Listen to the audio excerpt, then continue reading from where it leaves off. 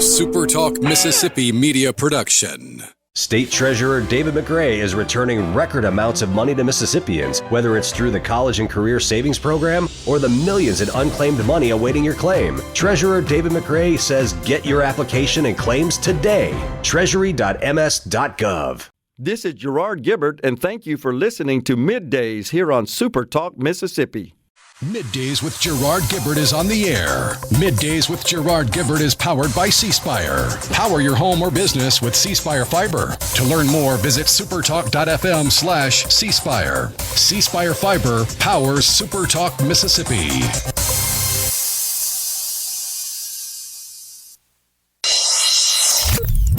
Get ready to go beyond the headlines and join a meaningful conversation with people from around the state. Hello. You're listening to MidDays with Gerard Gibert here on SuperTalk Mississippi.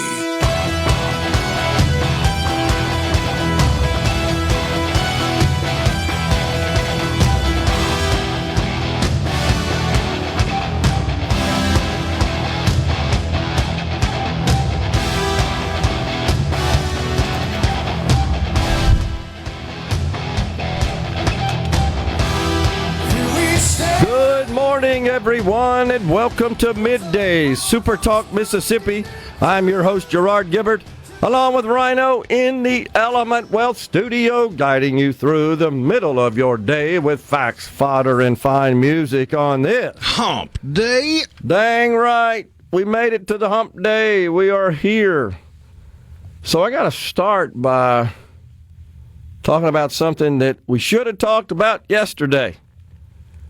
And that Doomsday Clock? No, but we will get to that. Well, and that was, yesterday was the anniversary of the Challenger disaster, 1986. And I apologize for missing that. I remember it vividly when it occurred. I was in a client's office at the time it was announced. And somebody came in the room. I was working with a customer and informed us of that. Man, turned the TV on, there it was. Who could forget that? 1986.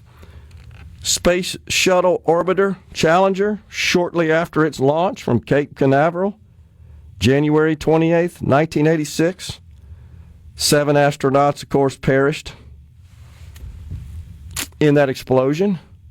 And you remember President Ronald Reagan, when he addressed the nation in a speech, really memorializing the astronauts and just talking about the disaster. Something, wasn't it? What I think will always be seared in my brain was the rather stoical reaction from the controller or whomever was narrating, as you know, the flight, because it didn't take too long after launch, right? It was just a few minutes, as I recall. I don't even think it made it to 2 minutes. I know it was after a minute, but it was more than a minute. I'll have to Google it. But as I recall, and this, of course, was included in 73 seconds. Wow, man, less than a minute and a half. And after the presumed danger zone. Okay. Because it's the first 30, or it was believed at that time that the first 30 or 45 seconds were the most dangerous because of the immense pressures and the amount of fuel and all that. Yeah. So what I remember is whomever, again, is narrating the flight, I would think to the public, because, of course, this was broadcast on national television, what news outlets were around at the time covering it. And you know how they would rotate between the camera displaying the crowd, many of whom were the family of the astronauts, and then, of course, the NASA's control center, and then the Challenger itself. And what I remember is him saying, again, very stoically, very unemotionally, Obviously, I may get it wrong a little bit, Rhino. Obviously, major malfunction of the vehicle is the way he described it. Which, I don't know why that's seared in my brain. It's not something you'd expect to hear clearly when something like that's going on, but it's just that sort of business-like approach. And I'm not being critical here at all. I'm just thinking that how else would you say it? I don't know that you could. What's appropriate at that time? For some reason, that just sticks in my head. Obviously, major malfunction of the vehicle. What do you say? Because you could look up, it wasn't that far away, and you could see the plumes of pieces of it, right? The engines, I think, as I recall, were just going out on their own. Yeah. Detached. Some sort of structural problem. One made sort of a loop of smoke. Yeah. If I remember the pictures correctly. Yes. In fact, I'm looking at an article right now, and you're exactly right. The photo, it's the still photo in this article, it depicts that. You can see that. Yeah, because I don't have any living memory of the incident. I was just a couple months old at the time. But I remember learning about it, and then I remember learning even more about it in 2003 when you had the Columbia disaster, because I do remember that, and I do remember where I was for that. Yeah. But I didn't really learn very much about Challenger until well into high school. Well, those of us that were around then, it was a very sad day, obviously. And recall, these were either all or mostly civilians, right? Remember that? That was trying to showcase that, hey, this perhaps is a way to fly into space. Just the average person, everyday person could hitch a ride on this vehicle and go to another planet, perhaps, in the future. As I recall, there was a teacher that got a lot of press, a lot of attention. That's kind of cool if you think about it. A teacher going up, 7 astronauts, but that seems to be the way I recall it. It was just, it wasn't military personnel that had been trained, like the astronauts through the years leading up to that. These were just civilians. They went through training, but they weren't career military personnel, astronauts, etc. That's kind of cool. I think there were a few on the mission, but they did have the payload specialists. One of which was the teacher, and I think another was from a aeronautics company. Okay, that does seem to sound right. Nonetheless, it was really, really a sad day for America, and yesterday was the anniversary date of that, 1986, and something I'll certainly never forget. I think those of us who were around then certainly won't ever forget it. Speaking of space, says Thomas in Greenwood, how much will Boeing stock drop when SpaceX brings the stranded astronauts home?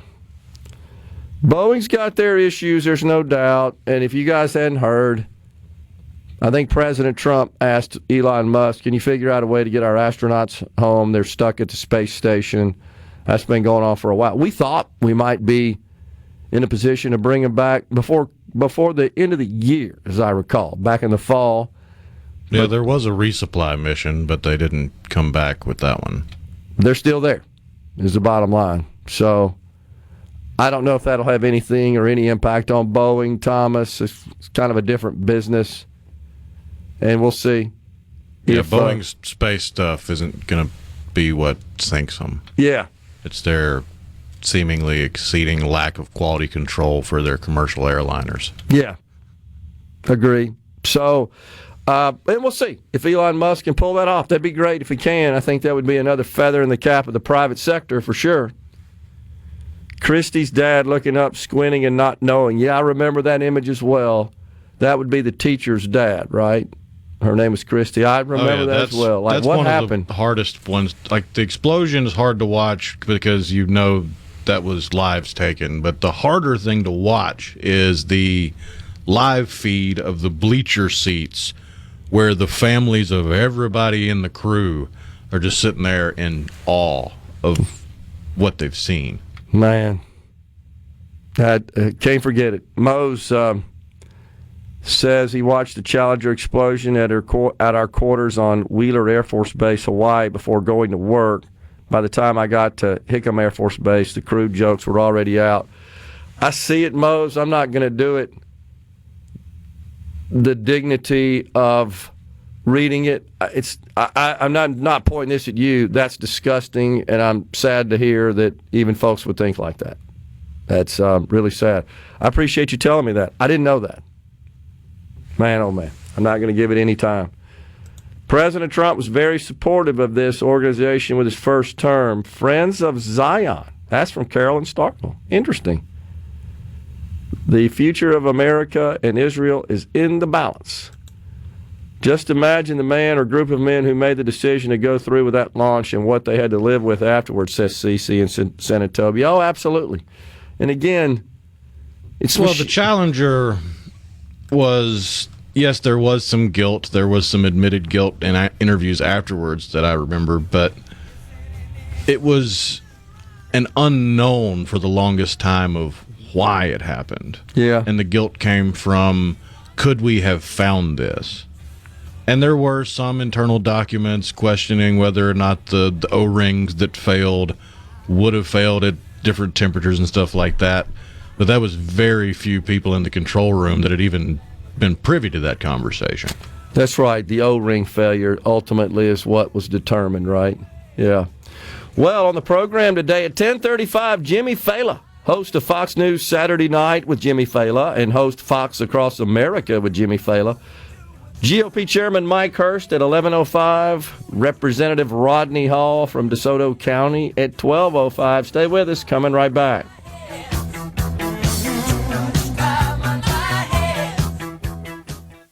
If you're feeling... This segment of Middays with Gerard Gibert is brought to you by Covington County Hospital in Collins, where your health matters. Gerard Gibert. He keeps his classified documents right where they belong.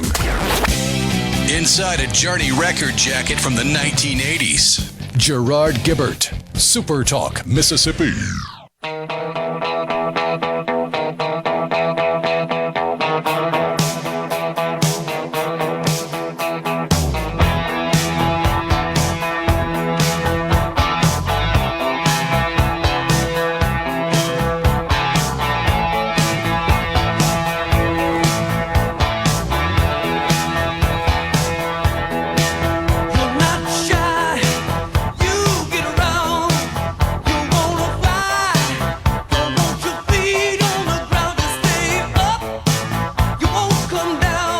All right, Rhino, tell the folks about Drone Gate. Oh, the New Jersey drones? Yeah. Yeah, it's now come out that the FAA gave clearance to all flights over New Jersey. Just like my theory that they were training flights and that everybody knew. And so but it's not aliens, and it's not China. Did they provide any reason for not telling us that, for not disclosing? No, the Biden administration believed that everyone, including the scientists that were asking questions, obviously were too stupid to understand the need for drone training test flights. Okay. Gee whiz. In the Yeah. In the need for national security, of course. So the president, Donald Trump, is expected to sign the Laken-Riley Act into law. This would be the first piece of legislation enacted under his administration. That's pretty cool. The Laken-Riley Act. She, the young Georgia student that was killed. She was a Georgia nursing student. Just went out for a little run. February 24, was killed by Jose Ibarra, a Venezuelan national in this country illegally. Found guilty in November, sentenced to life without parole. So I believe what this law does, it requires federal officials to detain an immigrant arrested or charged with crimes like theft or assaulting a police officer, or, of course, any offenses that would injure or kill a person. And it gives legal standing to state attorneys general to sue the U.S. government for harm caused by federal immigration decisions. I like it. So this would allow ostensibly the leaders of conservative states to help shape immigration policy in Washington. Gives them a little bit more stroke, a little bit more authority and influence in the immigration process. Now, this is a person who was arrested for illegal entry 2 years prior to his commission of a heinous murder near El Paso, and then released so he could wait around for his case to make it into court. But the Laken Riley Act would require detention. So in other words, this murder would have been prevented if this law had been in place. Already we're seeing the impact of the president's immigration policies. You've seen that. We went from 10,000 a day, unfathomable, to what? Less than 100, I think, yesterday, are reports from immigration czar Tom Homan. That's the way it's supposed to work. And, you know, all it took was saying, hey, look, we're serious about this. We're going to enforce the law. And there's no better indication of that than deporting people, sending them back, repatriating the current verbalization of such acts. I think that's just, it's more precise language, because deportation just means you're not allowed here. I don't care where you go. Whereas repatriation is we're sending you back to the country from whence you came. Got it. This, by the way, is wildly popular legislation, this Laken Riley Act. This did receive bipartisan support, as required in the Senate, to pass. There were a number of Democrats, however, that voted against it, we should point out. But it's going to be the first. I think it's kind of neat, if you think about it, the first legislation the president will sign. And I say that because I think you'd have to agree, immigration as an issue, it kind of vacillated with the economy's top one or two, right up there. The thing about immigration is it's the imagery about it, you know, that I think really impacts people. We got to do something about this. I think the average person believes that. Now, there's still left-wing nuts in this country that tend to prioritize the needs of illegal immigrants, including murderers, over American citizens. Help me out here, but I'm pretty sure that's why they got their rears beat in November. It's one facet. And I think it was a rather dominant one. And just overall, this idea that, no, Americans, you guys are just, you're bad people, and you've got to pay for your past sins, and the founding of our country and all of its principles and values are just rooted in all this bad stuff going back 150 years ago. I mean, I'm sick of it. People are tired of it. And in fact, the president today is expected to sign executive orders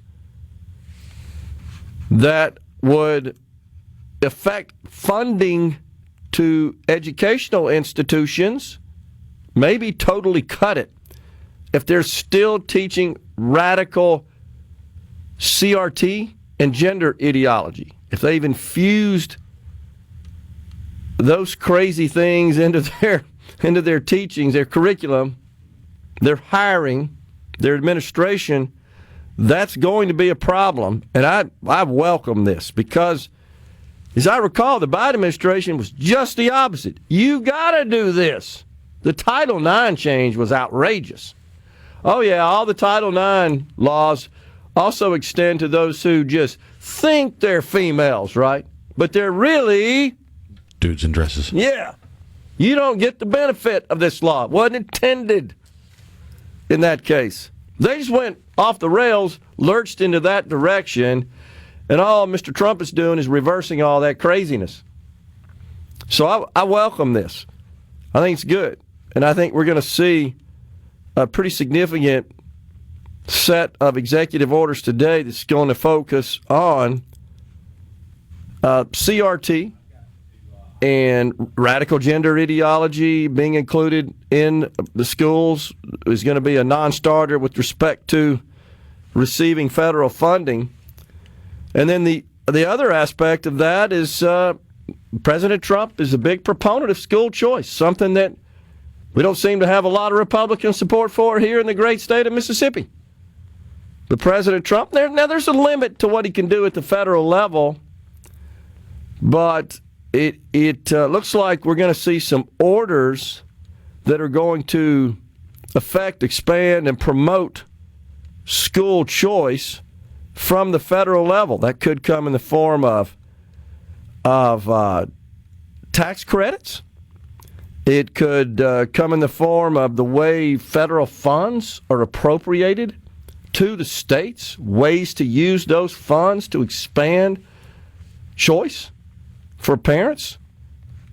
You know, the federal government has a lot of power when they're sending you money. That's where I don't have a problem. We're sending you money.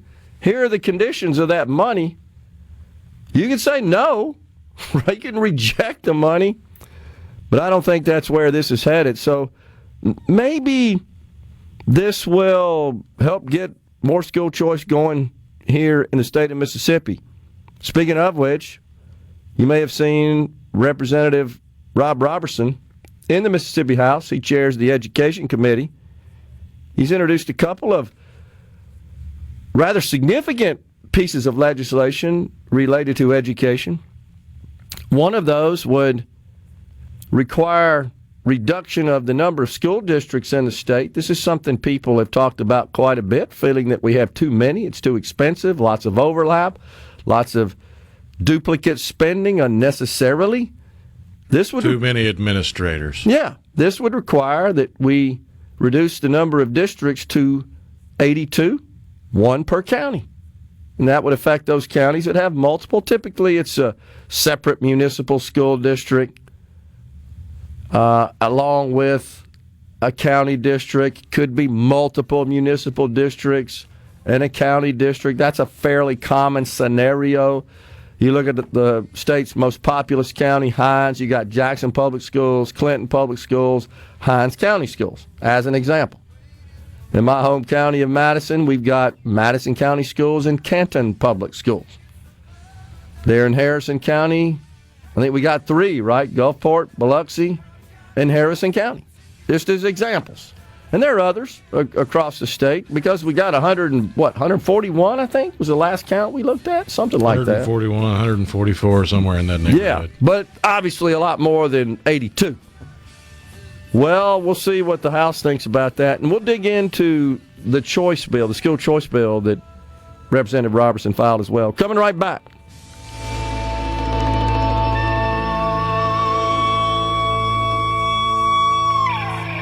From the Seabrook Paint Dye. Covering the stories that matter most to Mississippians. Gerard Gibert. Middays with Gerard. SuperTalk Mississippi.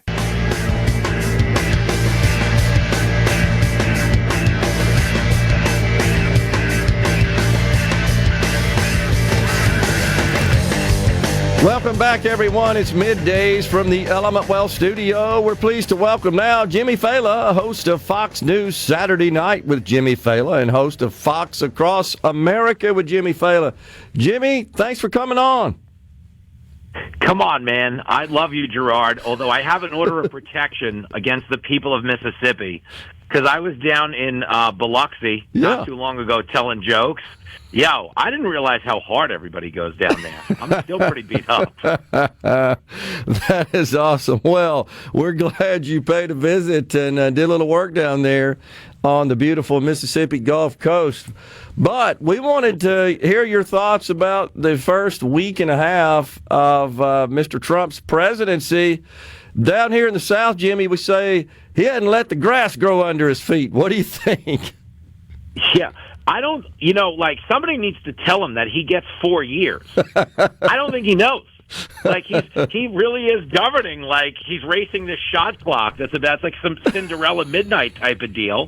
But it's fun because this is what we wanted. Yeah. We're just not used to it. Because usually, Gerard, like a politician campaigns on an issue, and when they get elected, they just start fundraising off of it. They don't actually do anything about it.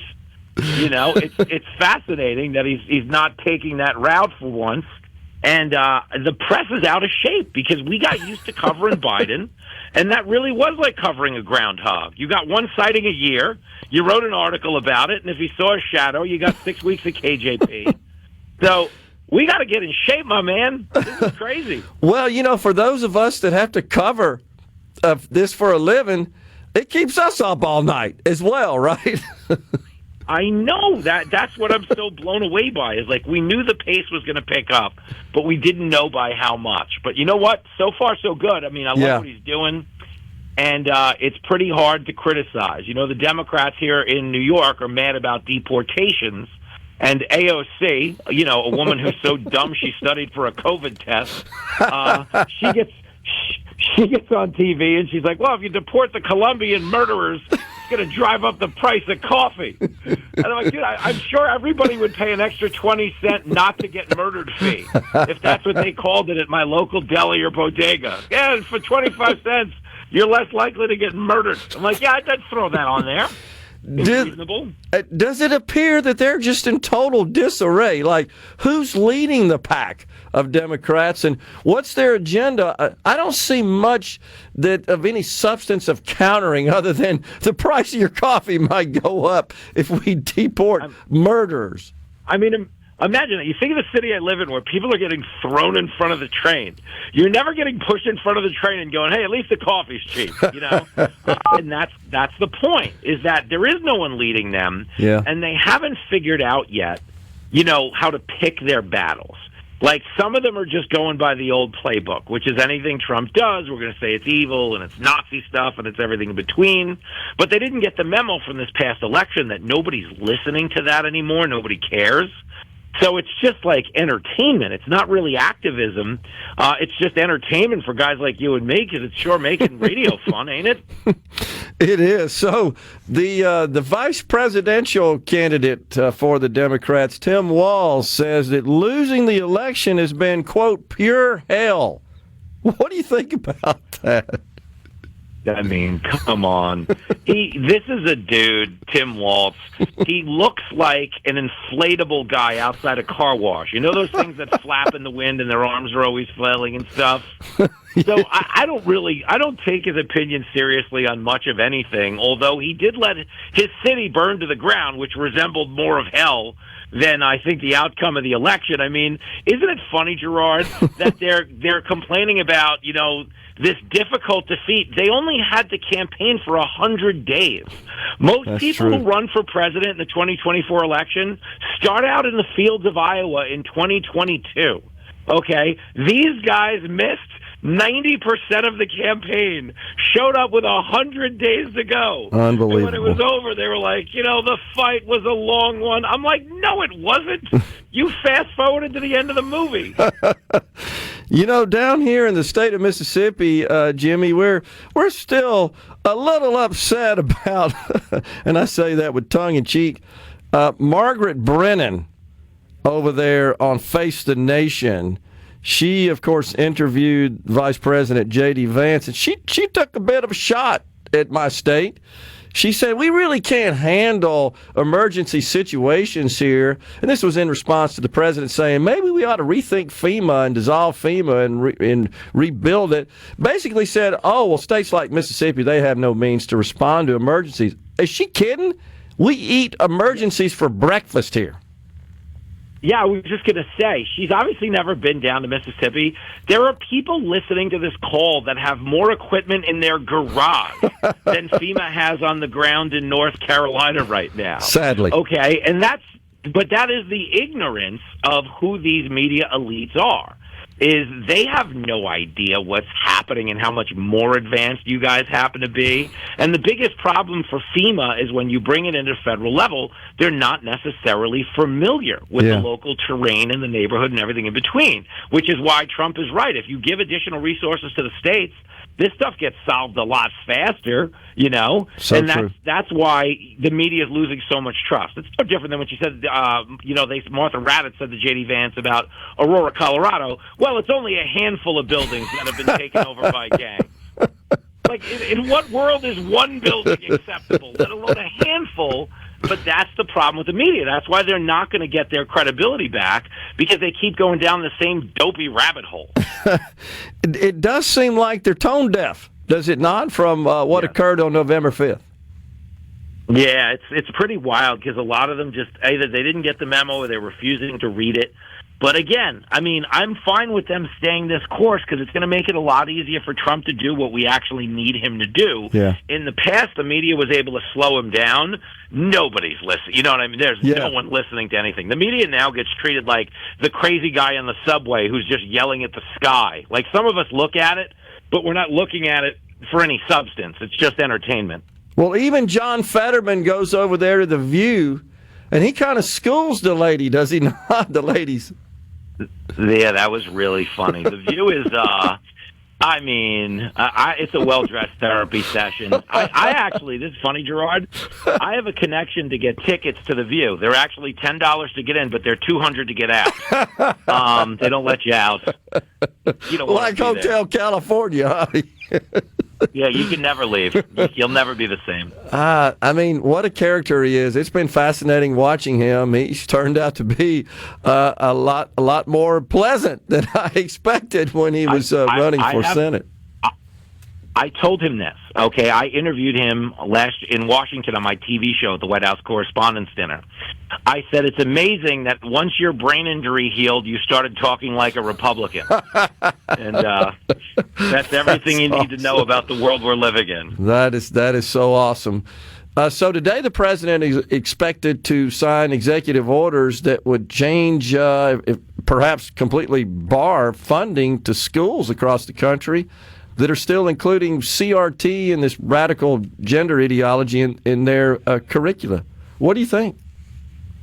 Yeah, this is addition by subtraction. I mean, there's no you know this. There's no grade school kid that should be taught about crazy. The fact that they're unconsciously racist or that they're trapped in the wrong body.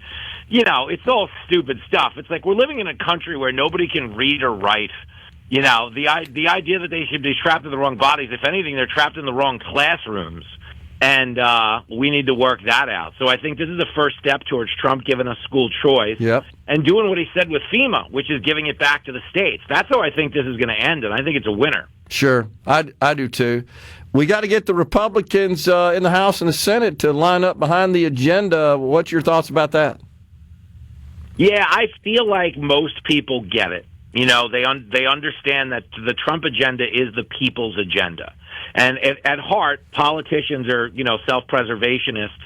They want to stay in office so they can keep going out to those fancy lobbyist dinners, getting those hot stock tips. No doubt. So I'm not telling you they're good people, but I am telling you they have a compass. They know which way the wind blows, and I expect them to play ball. Yeah, I think so, and he's pretty good about rattling the cages. If someone doesn't seem to want to fall in line, I'm a little shocked that Representative Chip Roy from the great state of Texas seems to be bucking the agenda a bit.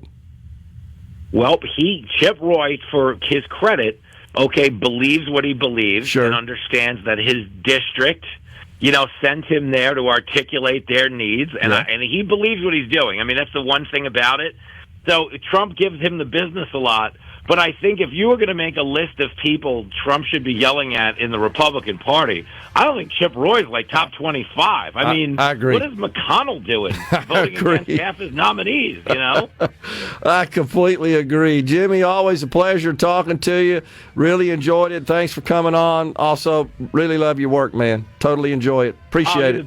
You're the best, Rod. Let's do it again soon, brother. You Keep bet. playing good ball, man. You Take bet. care. Jimmy Fallon, host of Fox News Saturday Night with Jimmy Fallon, and host of Fox Across America with Jimmy Fallon, has been our guest. We're coming right back in the Element Well studio.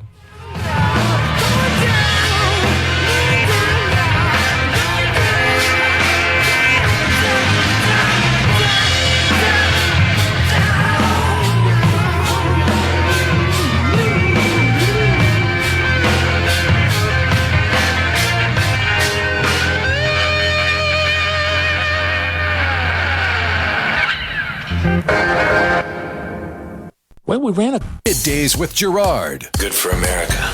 Good for fans of justice and truth. Good for us. SuperTalk Mississippi. This is what we stand for.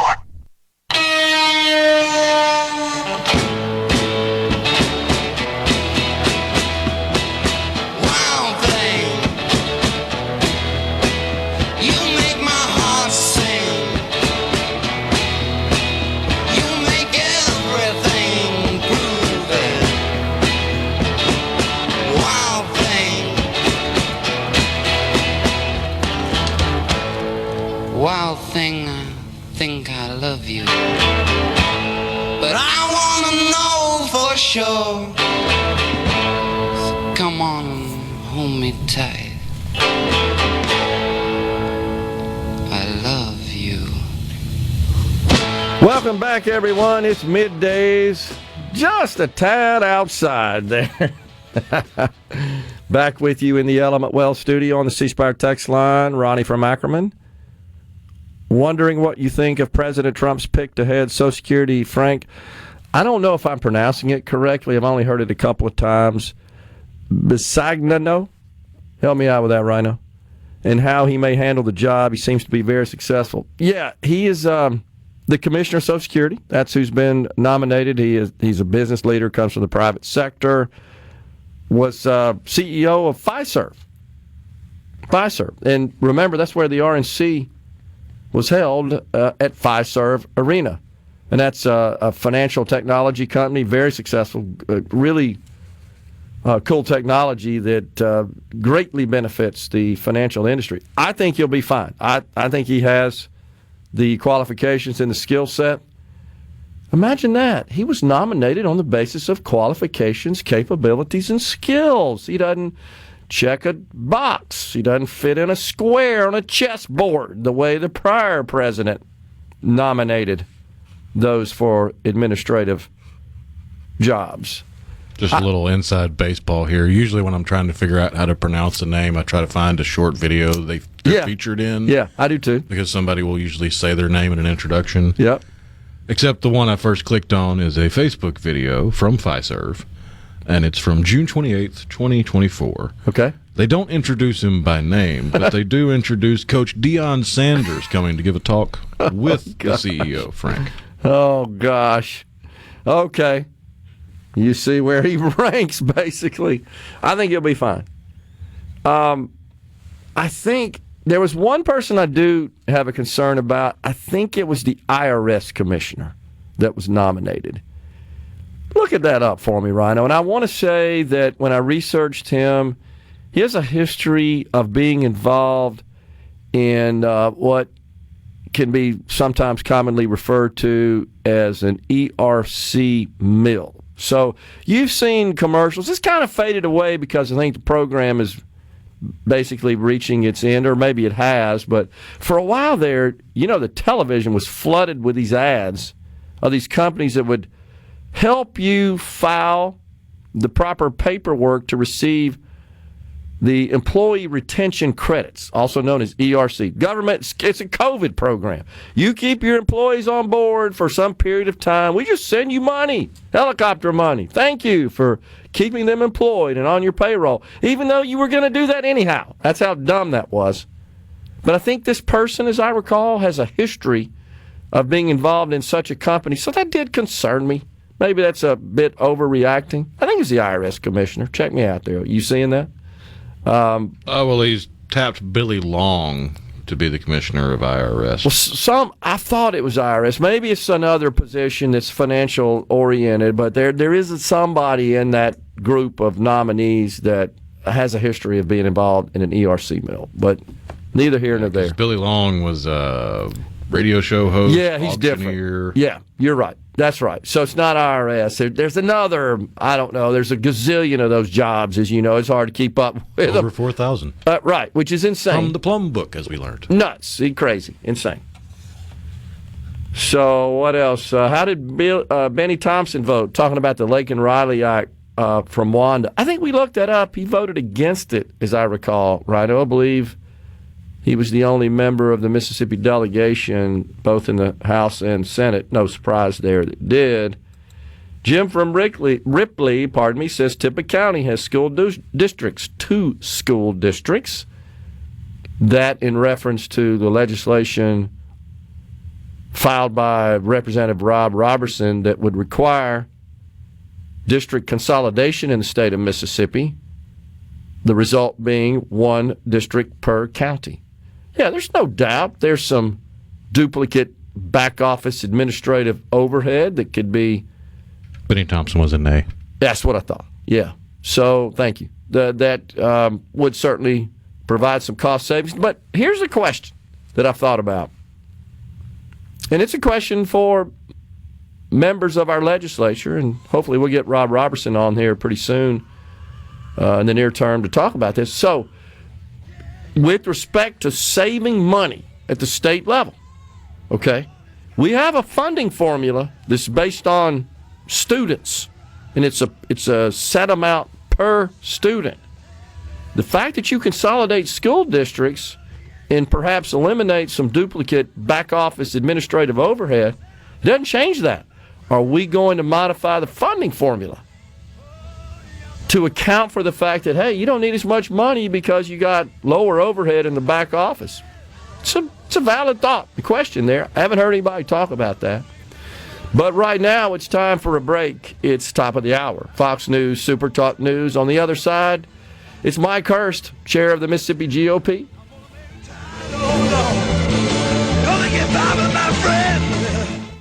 Of MidDays with Gerard Gibert is brought to you by the Mississippi Business Journal. Visit msbusinessjournal.com. Scott Coopwood, publisher.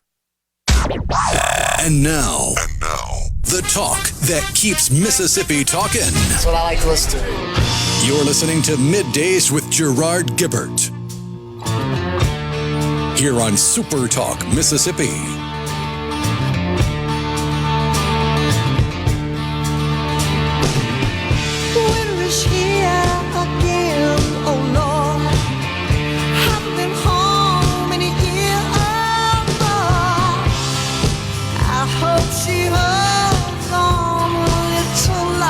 Welcome back, everyone. Hour 2 of MidDays coming at you from the Element Wealth Studio on this Hump Day. It's our pleasure to welcome now Mike Hurst, former U.S. Attorney and the current chair of the Mississippi Republican Party. Chairman Hurst, good to see you, sir. Thanks for coming in. Good to see you, Gerard. I wish I could say hump day like Rhino. That's impressive.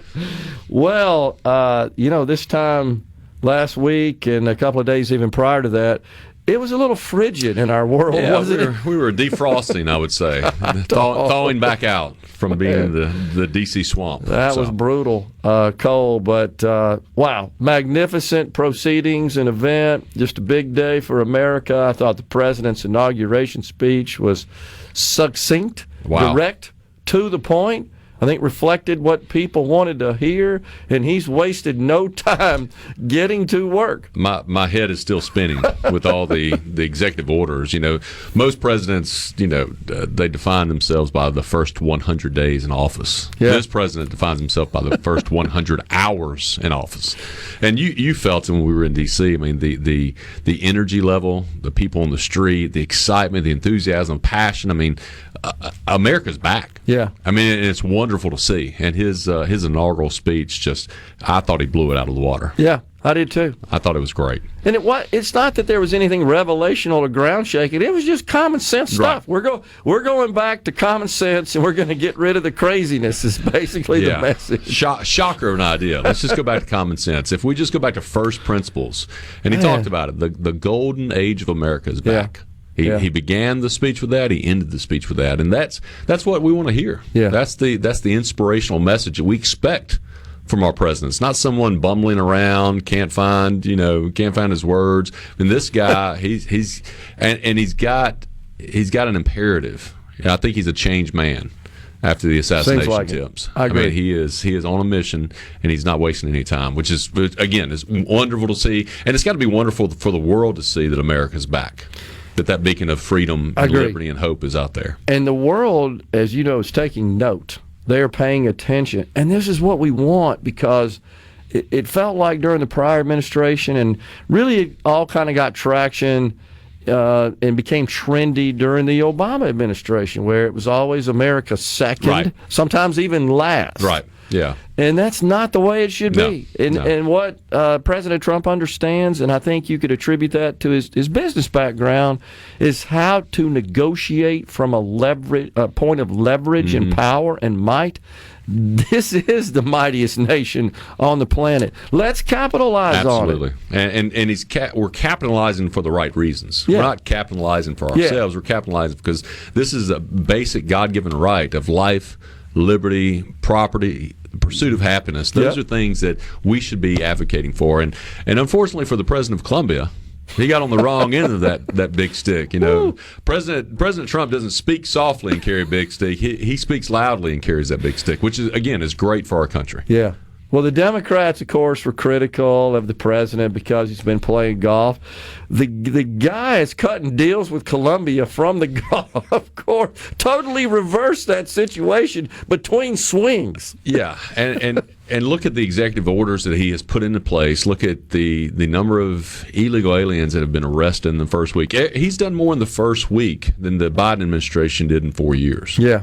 And so, goodness gracious, give the guy a break. Let him play a round of golf. I mean, you guys, it might give the Democrats a little time to catch up, So, no, it's exciting to see, and it's an exciting time to be not only an American but a Republican, to be behind this president, behind this party. We've got the House, we've got the Senate. We have Senator Wicker chairing the Armed Services Committee now. We have Senator Hyde-Smith in very powerful positions and close to the president. Mississippi's in a good spot, and not to even mention our congressmen, which are doing great things in the House. 3 of them, at least. One of them has to get a presidential pardon because we don't know what crimes he committed, but he's begging the President Biden on his way to get a presidential pardon. So we've got a lot to be proud of here in Mississippi, but definitely Benny Thompson's not one of them. He's a disgrace to our state. Well, we just called him out for voting with many other Democrats in the House against the Laken-Riley Act. I mean, what rational person votes against that? How can you vote? How can you be a human being? I don't care what you are politically. I don't care what you are, your skin color. I don't care who you are, what you believe. How can you vote against deporting and punishing those who not only are here illegally but harm our fellow citizens? That's absolutely insane. Or just detaining them. Yes. You committed a crime here.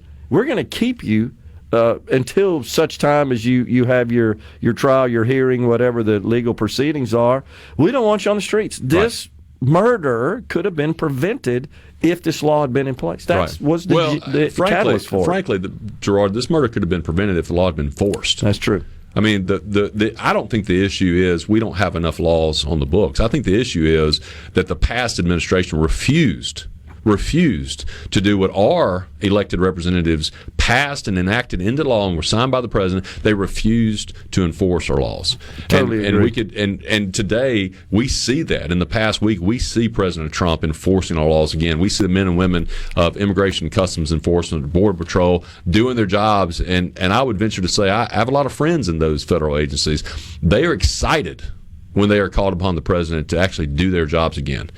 In the Democratic administrations, when they're sitting, when they're told not to do their jobs, that's when they're at their lowest. So this is an exciting time, again, not just for Mississippi, but for our country. Well, we'll talk about that, Mike, because you have experience in this exact area as an attorney. What obligation does our country have to provide due process to an illegal alien? Yeah, I think the way the president is doing it, if you come to our country illegally, we deport you. If you have if the American people through their representatives have put a process into place, say for asylum or for refugee status, nothing says you get to wait here in America for that to be determined. That was the Remain in Mexico policy, right? And that's what Trump has put back into place, and that's the way it should be. Sure. I mean, the presumption is you have to prove these things. It's not a given, and you should be proving those things, not in America, but you should be proving those things overseas. Well, I think it's pretty clear during the last 4 years, the Biden administration, weren't we a bit lax with the whole asylum deal? Oh, my God. No, I don't think it was lax. I don't think it was negligence. I think it was intentional. I think it was absolutely intentional what they did, opening up the borders, as some say, lax with the asylum and the refugee status. No, I think that was absolutely an opportunity that the Dems thought they had to bring all these illegal aliens into our country, to sign them up for amnesty, and all of a sudden you have a supermajority voting for Democrats because they have allowed them into this country illegally. Frankly, they've allowed them to invade our country and take over our country just because the Democrats want to remain in power. It doesn't get discussed a lot, but obviously this consumes lots of resources, lots of cycles dealing with this issue. It was a problem they created that now we're having to invest time and money and assets and resources in to mitigate, to and clean to up the eliminate. mess. We should be worried about how do we grow our economy Right. and create more economic opportunity and prosperity. Right. I mean, and let's think about this. Had the Democrats not stymied and blocked President Trump's many attempts to try to build that southern wall, to try to keep up a border, an actual border. If you don't have a border, Gerard, you don't have a country. Sure. And Sure. had Trump been successful, had he not been stymied by the Democratic Congress, I think they would have had a much tougher time during the Biden administration to allow all these illegal aliens in our country. We would have had a natural barrier there, so to speak, and we wouldn't have all these crossings. But Right. You've noticed, I know, that in Tom Homan, who Mr. Trump tapped to lead this effort, is awesome. Yeah. And he's just a no-nonsense, objective guy. He doesn't introduce politics or emotion into the issues, but it's black and white. He reported yesterday we went from days we had not so long ago where 10,000 would be crossing over, and now it's fewer than 100. Right. Yeah. And I met Tom back when I was United States Attorney. I taught on immigration enforcement and immigration laws at the basically what we call the baby prosecutor school for federal prosecutors within DOJ. And I met Tom at one of these conferences where we were both speaking and teaching. And to your point, he's just a by the book guy. Yeah, he's an old cop. And that's what you want. And that's that what position. we want. That's exactly what we want. Here's the law. We're going to enforce the law. And there's no politics involved. That's what we want from our cops. That's what we want from our justice system. And to see President Trump sign that executive order saying no more weaponization of our justice system, that should make every American happy. But there's some who aren't happy with that, as you know. We got a break. If you can hang around, Absolutely. we keep talking about everything that's happened in the last couple of weeks. I don't know if we have enough time, but Mike Hurst, chairman of the Mississippi GOP, is in the Element Well studio. We're coming right back.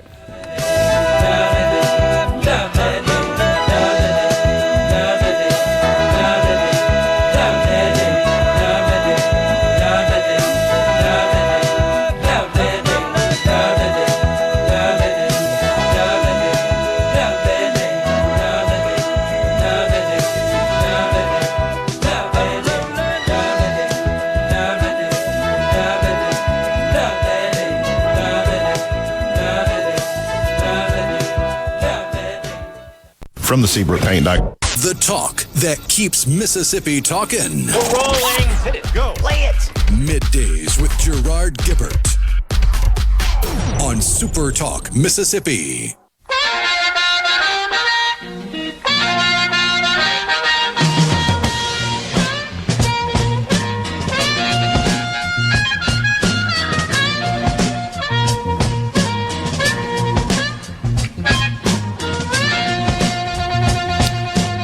We're back with you in the Element Well studio. Mike Hurst, former U.S. Attorney and Chairman of the Mississippi Republican Party, is our guest. Mr. Chairman, you know, one thing that's got across your mind, and I know it does, and you alluded to it somewhat in our last segment, it's a pretty good time to be a Republican in the state and in the country. It's always a good time to be a Republican, Gerard. Not just now, it's always. No, it's a great time. You know, before the inauguration last week, myself, our executive director of the party, Rance Bilbo, Leslie Davis, who is our new committee woman from Mississippi for the RNC, and Frank Bordeaux, our committee man, we traveled to D.C. early to attend the RNC's winter meeting. And I will tell you, a lot of great things happened at that meeting, but one of the best things for Mississippi was Frank Bordeaux, our former chairman and now our committee man, was elected chairman of the Rules Committee for all of the RNC. Okay. Huge deal, huge issue. He will help shape the rules packages, everything that we at the RNC do. He will help shape that over the next 4 years. So that's a great thing for Mississippi and another shining moment for the Republican Party. It just felt like even when we were in Washington, I think I shared with you that I was able to have coffee with Joel and Natasha, frequent guests on the program. Right. They're the host of America's Roundtable Radio, and they noted that what was just starkly different from the prior cycle was that you're seeing Republicans. You could tell, obviously, by their attire. We had a lot of MAGA merchandise and clothing being worn. A lot of red worn. hats up there. That's right. They said that the last inauguration cycle for Joe Biden, The place was just not very somber, very down. Yeah, didn't see any Republicans which out. reflected the Biden administration. Well, sure it did. No doubt about it. But they were just kind of lauding the fact that we actually have more of a presence here in the city, which I think does resonate across the entire country. A lot of Mississippians went to the inauguration, a lot of excitement. Our senators are playing a major role in these nominations that President Trump has put up. One of the first nominees that got through was Peter Hegseth for Secretary of Defense, going through Senator Roger Wicker's Armed Services Committee. Senator Hyde-Smith had been considered, widely reported, had been considered for Agricultural Secretary. Mm-hmm. So we Mississippians, our state is really punching above our weight. And I think that goes back to what, our founding fathers of the Mississippi Republican Party really laid the foundation for us to be here today. No doubt. And we're trying to build upon that. We're trying to really build the party back up to its heyday. But we're also focusing on what I would consider traditional blocking and tackling of the party. We're getting back to the roots of what we were supposed to do, which is help our mayoral candidates, help our county supervisor candidates, help with local races that maybe, we've done a great job on the statewide races, on the regional races. We have supermajorities in the House and the Senate, but we have to make sure we get back and help the local races where, traditionally a lot of voters just instinctively voted Democrat because that's what they always had done. So we've got to remind them of our principles. I would encourage all of your listeners to go to msgop.org, look at our platform. Those are the principles that we stand by as Republicans. And I would encourage all of our elected officials to remind them this is what we Republicans believe. This is what we expect when we pass policy, and this is what we expect when people sign up as a Republican to run for office. That's a good point. Yeah, that is the roadmap for the party.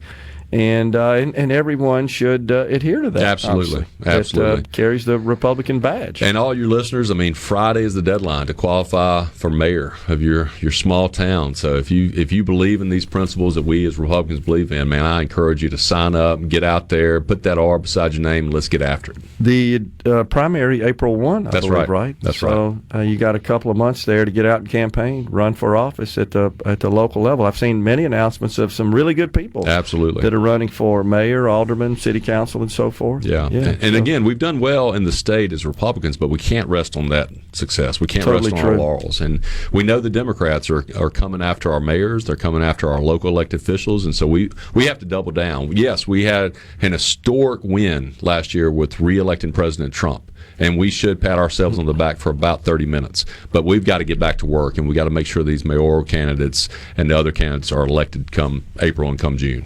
Mike, in your role as chair of the Mississippi GOP, what sort of discussions have you had with your peers that run the party in other states? Yeah, it's really run the gamut.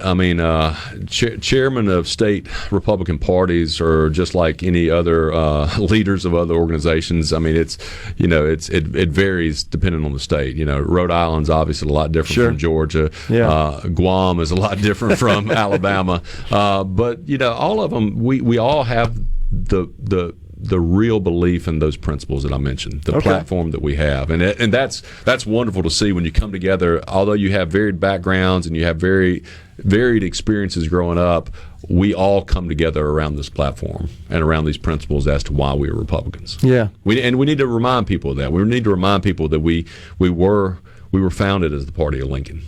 We need to remind people, especially our brothers and sisters who think they're Democrats, but when you start looking at the principles we believe in, I think we will convince a lot of men and women that they are really Republican. That's a good point. Yeah, absolutely. And Trump showed us that. Trump got more votes, and he mentioned this in his inaugural speech. He said the Black Americans, Hispanic Americans, they turned out in droves and voted for Trump more than any other Republican presidential candidate in history. And we need to capitalize on that, and we need to frankly, Gerard, we need to sit across the table from them and talk with them, and just explain to them our principles, and frankly show them why they're better off voting for Republicans than they are Democrats. That's a great point. He actually thanked them directly. He did. In his inauguration speech, and he said, "I'm not going to forget you, and we're going to take care of you." And I believe that, and I think we're already seeing that. But that's a great point you make, Mike. If we could just sit down and have a productive and a cordial, respectful conversation. You can do that. Absolutely. With the folks on the other side of the aisle and hear their concerns, but also share with them our principles, our beliefs, and then relate that to how that improves the quality of life, more importantly. That's right. Not just this is what we stand for, but there's a reason why we stand for this. Right. They're underlying foundational principles that drive better outcomes for society, and that's what we're really all about. Yep. I think it's great. Well, the party is strong. Hard to believe, but year and a half, we got to go back and vote for members of the U.S. House. I mean, the campaign, and as you know, not underway, I guess, in earnest yet, but 6 months or so, they'll be talking about it again. It's important that we get results for the American people so they see fit to ensure we retain that ever so slim majority now, but perhaps even expand our majority in the House, keep it in the Senate. Right. And don't forget the Senate as well. I mean, No Senator doubt. Hyde Smith is up for re-election next year. That's true. Absolutely. We have the perennial Democratic candidate Ty Pinkins running again. I think he runs every few months for something, but she does an incredible job. Senator Wicker does an incredible job. Our congressmen do an incredible job for our state, and you're right. We cannot squander the next 18, 20 months to make sure this administration, this Senate, this House do what the American people put them in there to do. And that's to capitalize on our principles as Republicans and make our country safer, make it more prosperous, and make it better for future generations. And if we do that, we'll be rewarded in 2026. Totally agree. And we'll get 2 more years to continue to do that good work. Well, you may not want to comment on policy, but I've talked to you about this and done my best to impress upon our delegation and even others. We got to get these tax cuts in place, man, and extend it because the clock is ticking on that. That's right. And it's said often, good policy is good politics. And I believe that wholeheartedly when it comes to our principles as Republicans. And I view our role as the Mississippi Republican Party. Our role is to educate voters, to recruit candidates, and to elect Republicans. And when people ask me about policy, absolutely I'm interested in policy. But all of my policy preferences are going to come back to this platform. It's going to come back to these principles that we believe. Well, no doubt about that. And of course, low taxation and collecting the revenues that we only need to operate the constitutionally appropriate functions of government, I think is consistent with our values and principles. Man, has that ever gone off the rails? Good grief. That's right. And that's right. The Doge team, Senator Joni Ernst has been very involved with them in the Senate, and they've uncovered lots of opportunity. It's a target-rich environment, some of the crazy spending that's been going on, and we've got to get back to just those appropriate functions of government. Yeah, Fund that's that right. only. I think it was Reagan that said something to the effect of, government programs the only thing that only expands, only grows larger. It never contracts. It never gets rid of itself. I guess I could give a shout-out to Commissioner Cheney trying to get rid of his elected position as Commissioner of Insurance, but especially on the federal level, and I've seen it firsthand. Once you create a federal program, I mean, it's almost takes an act of God to get rid of it. Yeah, they just don't die. No. And they're perpetual, immortal. That's right. So, Mike Hurst, chairman of the Mississippi GOP, former U.S. attorney as well, has been our guest in the Element Well studio.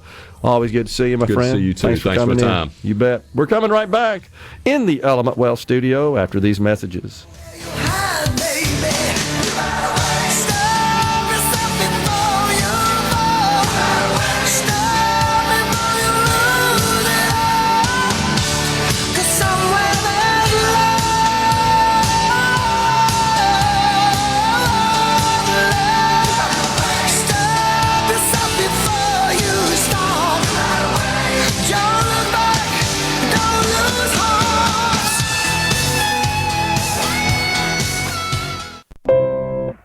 Is everybody ready? I'm ready. Ready here. Middays with Gerard Gibert on SuperTalk Mississippi.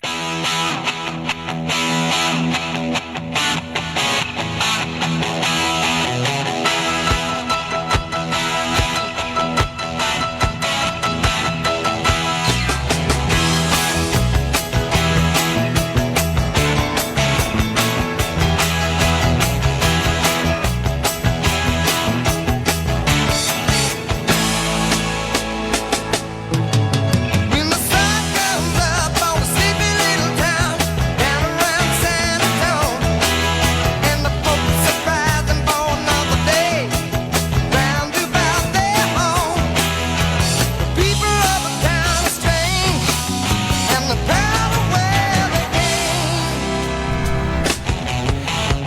Welcome back, everyone. It's Middays. We want to thank Mike Hurst, former U.S. Attorney and current chair of the Mississippi Republican Party, for joining us. Good discussion, great insight. I do think it's a good time to be involved with the Republican Party at the state level and the federal level.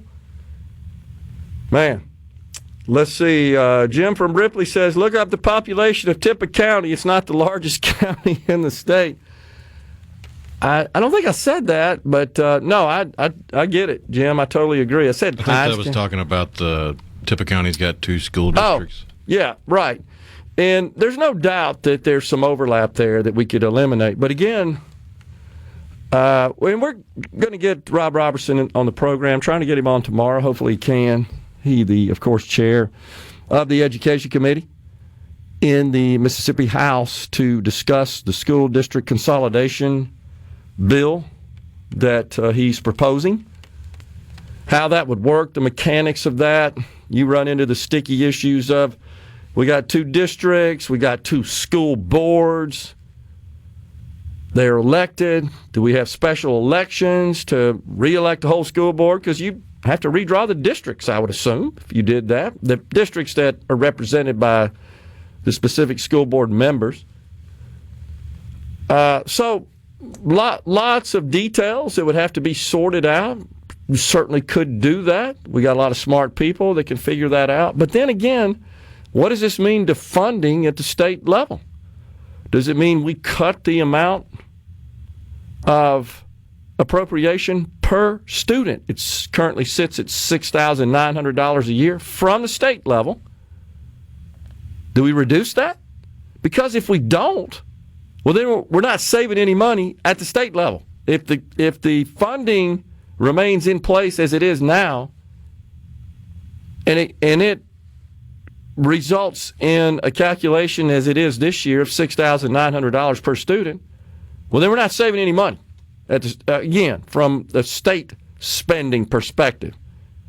It might mean you're saving money perhaps at the local level. That's what you pay your ad valorem taxes for, your property taxes for. You look on that bill from your tax collector, and you'll see the 3 categories of where the money goes: county, school district, municipal. I just looked at that, by the way, yesterday because, as most people probably know, that Friday is the deadline for paying the tax bills, your property tax bills. You can, in accordance with law, you can pay it in installments, half by the end of this month, by Friday, and then a quarter, I think it's in May, and the other quarter in August, I believe is the way the installment schedule works. But it's something that we look forward to talking to Representative Robertson about, just his thoughts on that and what kind of reaction he's getting from his colleagues there in the Mississippi House, and what he's heard perhaps from the Mississippi Senate as far as how they feel about consolidating school districts. And then there's the issue of school choice, something we've talked about quite a bit. And by the way, that's big news today because the president is set to sign an executive order that affects school choice. It's pretty interesting, kind of what his plans are there, but it has to do just with the way federal money is sent to the states. And there would be some executive orders that would direct the states to expand school choice programs using some of the federal money that is sent to them through discretionary grants, and also a plan. The executive order would include a plan that includes guidance to states about federal allocations to districts and schools. That's interesting. Department of Health and Human Services would be directed in this order to issue guidance that explains how states receive block grants for families and children, where that money could be used for faith-based and private institutions. Now, That's something that our lieutenant governor has expressed objection to. I don't think I'm misrepresenting that, Rhino, that the lieutenant governor has indicated he opposes use of public money in the form of an education savings account that would allow a student to attend a private school if the private school accepts them into the school, approves their enrollment, that the money allocated to the public school for their education would follow them to the private school. And that's what President Trump is proposing with respect to some of the block grant funds that are sent down to the state level. Also is directing Defense Secretary Pete Hegseth to present a plan on how military families could use military armed services organization funds to send their children to schools of their choosing. So they would have some school choice, just by virtue of the fact that they are children in a military family where a parent serves in the U.S. military. Give them some choice. Also, a plan on how students at the Bureau of Indian Education schools can take advantage of federal funds for school choice. I didn't even know there was such a thing. Bureau of Indian Education. Were you aware of that? I don't think I was. So this is an order that's expected to be signed today by the president, and it's appropriate because this is National School Choice Week that really highlights and focuses on education freedom and allowing parents to have options for their students, including public schools, charter schools, home schools, private schools, all the above. Pick the setting you think is most appropriate, best suited for your student, produces the best educational outcome, and go for it. Makes total sense to me, something that's been attempted for many years here in the state of Mississippi to no avail to this point. I shouldn't say that. There have been some school choice programs authorized. The charter school program is an example. The problem with it is highly restricted. It only allows charter schools to locate in a D and F district. You and I were talking about that yesterday, Rhino, and I did a little bit more research, and so I am finding that there are 3 districts right now that are D or F. I hope I get this right. Wilkinson, you see that one? Wilkinson. I think that was one we determined yesterday was inaccurate. I'm not sure. Honestly, at this point, and that's why we got to get. But in what I've read from discussions with Chairman Robertson, he's the one that indicated that there are 3, and so I'm going based on that. In D or F districts, that includes Wilkinson, Greenville, and I think it's West Bolivar. Or is the other district? Yeah, the ones I'm seeing on the Mississippi Department of Education map from the Mississippi Succeeds report card. Okay. School year 2023-2024 is the most recent. Okay. West Bolivar Consolidated is an F-rated. East Tallahatchie Consolidated is F-rated in Charleston. And Humphreys County School District, Belzoni, okay, is a D district. Wilkinson is a C district. Okay. As of 2023-2024. So, based on discussions with Chairman Robertson, and maybe it's a different set of data, they're reporting Greenville and Wilkinson is F and West Bolivar is D. You know what? It's a bit splitting hairs because it's a small number. That's the bottom line. Of the 142, whether it's 3, 4, or 5, not a lot. And the main point here is that this legislation that would open up some additional school choice options would only apply in D and F districts. That's the main point here. That's included in the legislation, and they could move easily from a lower rated school or school district. Note to the delineation there, to a more successful one. If they are enrolled in a D or F district within the last 5 years, starting in 2020, they would also be eligible. So it's not just those that are currently rated D or F. And it would require the private schools that allow a student to enter the school to meet accreditation standards at the state level. Coming right back in the Element Wealth studio. It's Madison County Soil and Water Tree Week. Get ready to plant your future with free tree giveaways across Madison County, January 29th through February 1st.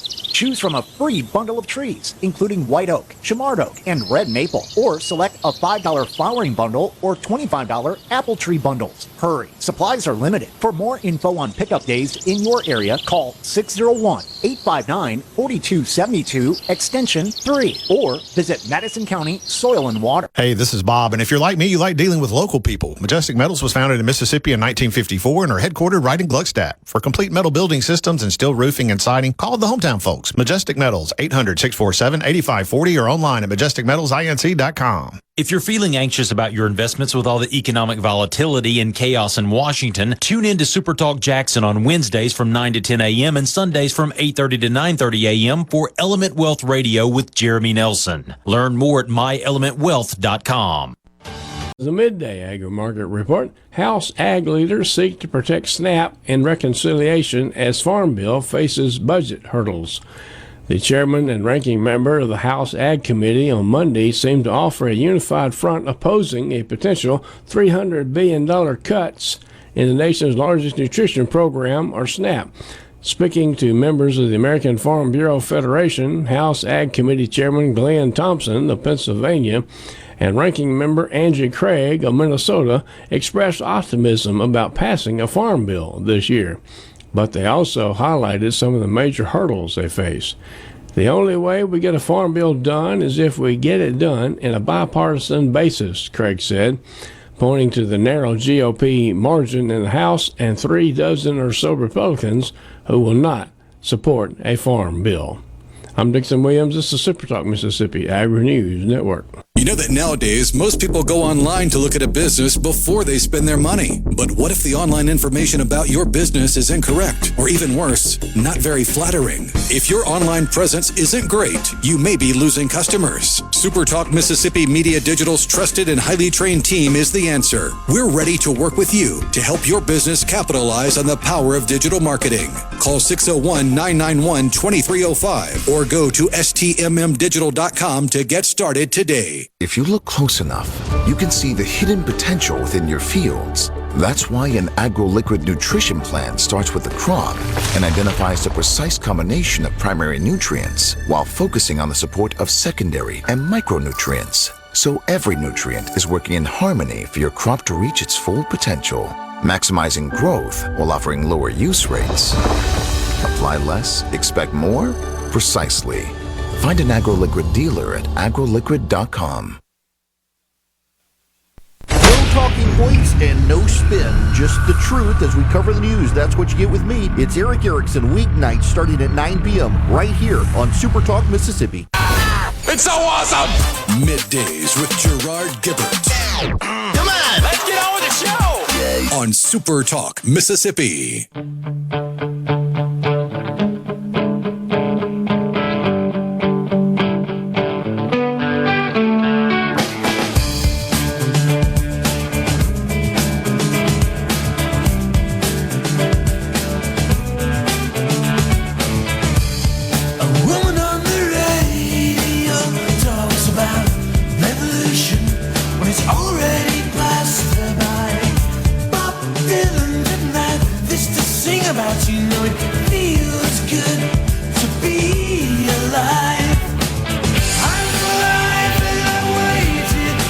So just to recap, the legislation authored by Representative Rob Robertson in the Mississippi House, school choice related legislation, would allow a student enrolled in a D or F school or district, or if they'd been enrolled in a D or F rated district within the last 5 years, beginning with 2020, they would be allowed to transfer to a school of their choice, including a private school, provided that the private school meets the accreditation standards established by the Mississippi Department of Education. The Mississippi Association of Independent Schools, or any other state, regional, or national accrediting association. So it's not just MDOE, just the Department of Education here in the state. Any other of these accrediting organization standards could be employed at a private school, and they would qualify. They would be eligible for receiving a student transferring from a D or F school or district, in which case the money associated with their public school education that presently goes to their public school that they're enrolled in based on their address would follow them to their school of choice. That's the idea. So this is, I guess, a little baby step in the direction of universal school choice, but it stops woefully short of what we've seen enacted in our neighboring states, Arkansas specifically, Alabama, Tennessee is on the cusp. So is Texas. Florida has had universal school choice for some time. Iowa, Arizona, and there are a couple others. Stops a bit short. I'm not sure this restricted school choice can get passed. Maybe in the House, Chairman DeBar of Education, the Education Committee in the Senate, has made it very clear he opposes any school choice programs. Also, the Lieutenant Governor seems to be softening somewhat on legislation like this, something along these lines. He talked about that on the program, Rhino, as I know you recall. That I don't remember him referring to D schools or districts. I think he was expressly referring to F. Remember that? And there was a bit of confusion on an F district or an F school, because you could have an F school, of course, in a district that is not an F district, in which case if the provisions only applied to a district, you're stuck in an F school, you would not be able to transfer. It would, if the criteria applies at the district level. In this case, it would be criterion, right? A single criteria that it would be an F-rated district. So very, very restricted. I guess I just wonder how many students would be in a position to even take advantage of this in these 2 or 3, 4 or 5, however many there are districts. There seems to be a little conflict over the grading here based on what we're seeing from the chairman and what Rhino and I are looking at, the accountability scores from the Department of Education. But nonetheless, you're talking about very limited situation here. The number's right. The names are just wrong. It could be. So let's say it's 3, and you're a student in Wilkinson, and I don't know much about the K through 12 school landscape around Wilkinson or within Wilkinson County. You would be responsible for transportation. For example, you ride the bus to school, a student. You would be responsible for finding transportation to transport you to your school of choice. That'd be, I think, a non-starter for a lot of those families. And then the question is, how far away are better schools? We'd have to look into that. And if this also makes private schools eligible to receive students from failing schools or districts using their education savings account, how many private schools are within the area reasonable travel distance from their home? I'm not sure, but it's extremely restrictive, and hopefully some folks have looked into that to essentially gauge and measure, estimate the adoption rate. How many people will truly take advantage of such a law?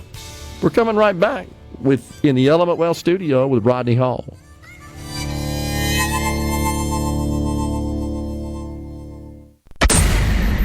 Welcome to the show that challenges you to think deeply, and look beyond political posturing.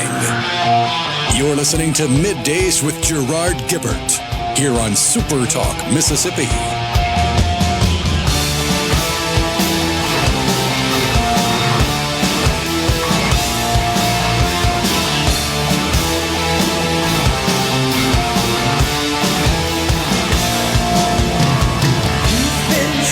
Welcome back, everyone. It's Middays. Hour 3, the afternoon portion of the program, is now live from the Element Well studio on this Hump Day. Now we welcome Rodney Hall. He serves in the Mississippi House of Representatives. He represents District 20, serves as the Vice Chair of the Military Affairs Committee. Representative Hall, thanks for joining us. Gerard, it's good to be back with you. Thank you for having me. You bet. So you guys have been in session now for, I believe we're in the third week. What are your thoughts so far? Well, I can tell you, Gerard, we're right here in the middle of the sausage-making phase, as I like to consider it.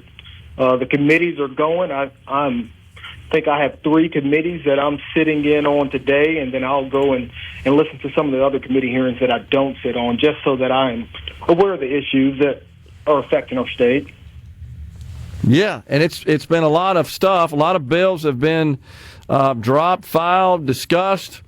You guys are going to get them in committees and see if they can get approved in those committees, move them on out to the floor.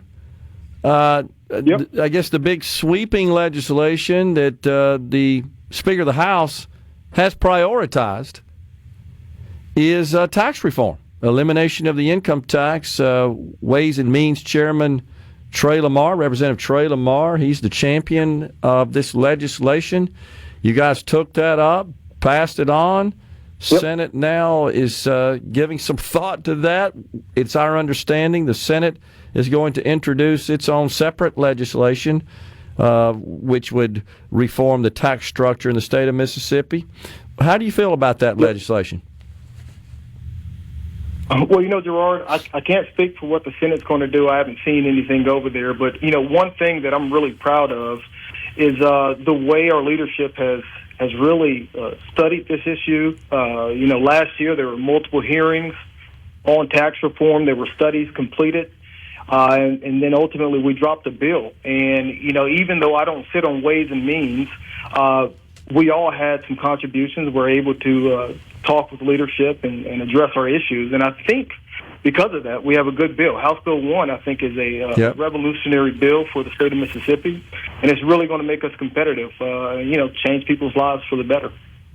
Okay.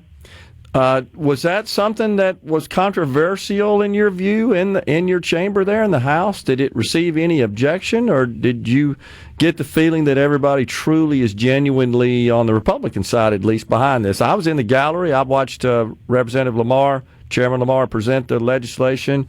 Mainly also responded to some Democrat leadership objections to it. Seems like the Republicans in the House, at least, are aligned behind this matter.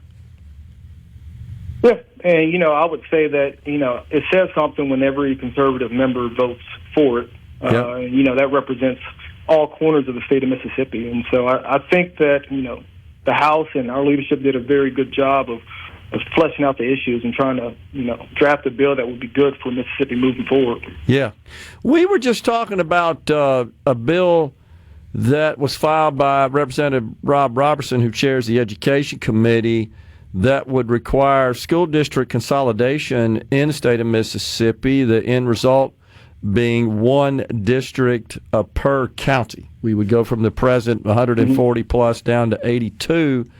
The thought being there that we could eliminate a lot of excess and duplicated administrative and back office expenses. What are your thoughts about that, and what's your sense of how your colleagues in the House there will handle this legislation? But, I don't sit on education, but I am keeping a close eye on the things that come out of the Education Committee. I've had a conversation with my superintendent in DeSoto County. In DeSoto County, we have just one district that covers all of the county. And so it doesn't have that large of an impact for my district and my area, but I do know that it is a concern across the state. Now, we have 82 counties, 140-plus school districts. That seems out of whack. But, of course, the devil are in the details. So I'm closely following it. I think we have a committee hearing today on it that I'm going to try to sit in on. I see. Just to learn up a little bit more on it before we take it up on the floor. I see. If that happens.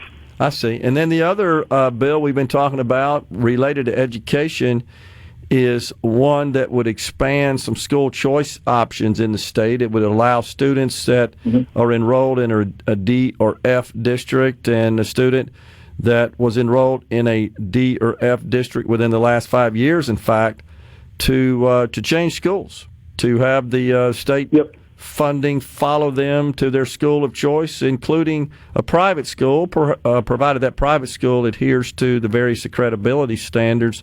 What are your thoughts about that legislation? Well, I'm a big proponent that, government should be there to help solve some problems, but they can't solve all the problems. And education freedom is important. Parents need to have a choice. And, last year I was a co-author on a bill that gave military families school choice, and I was very proud of that. Now, we still have some tweaking to do on that bill to make sure that our active duty National Guardsmen and reservists are also included in it, because they're forced to move all across the state in service to our state and our country. But again, that's one of those things. The devils are in the details. I want to make sure that we're doing it appropriately so that it actually has an impact, that, the kids and the students, they get the education that they deserve so that they can be competitive in the market that they're going to see tomorrow. Yeah.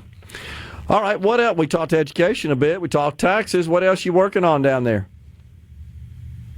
Well, we had a hearing today on military affairs, and we passed a couple bills that I'm proud to see come out of committee and hopefully come up on the floor soon. One bill I've been a big proponent of, House Bill 1268.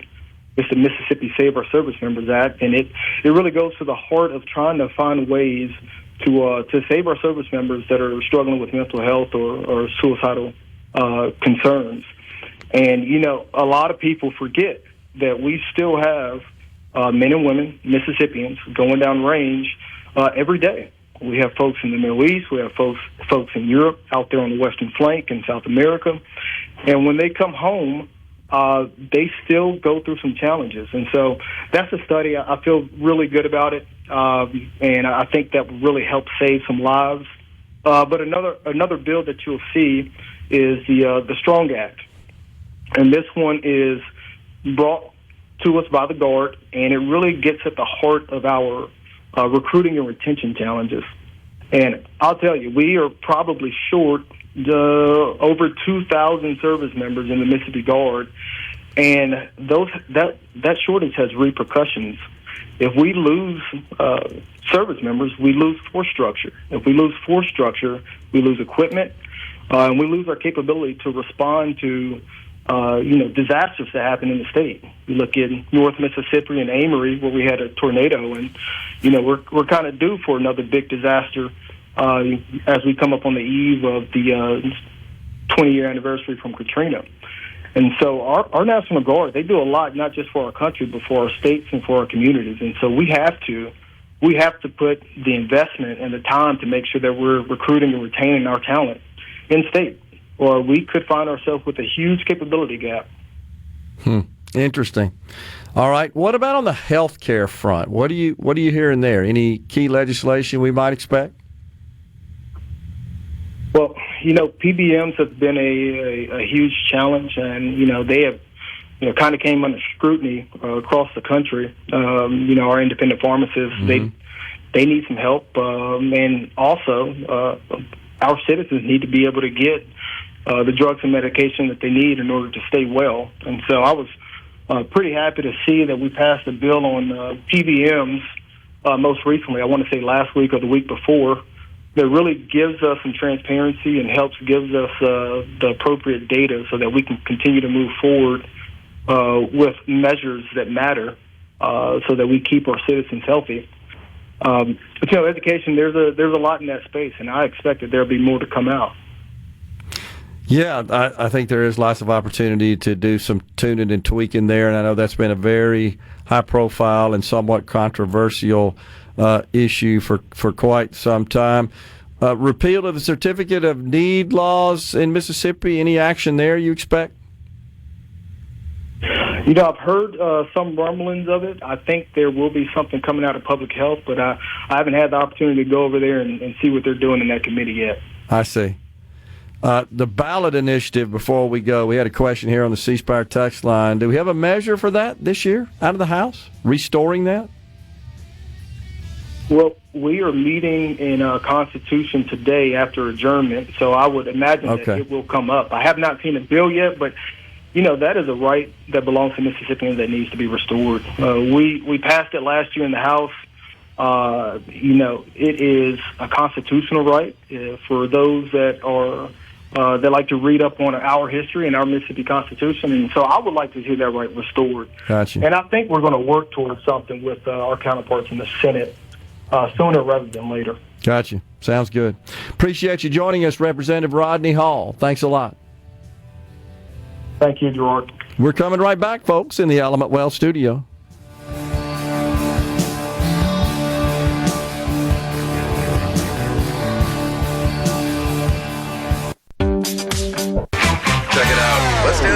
The talk that keeps Mississippi talking. Middays with Gerard Gibert. Let's get on with it. On SuperTalk Mississippi.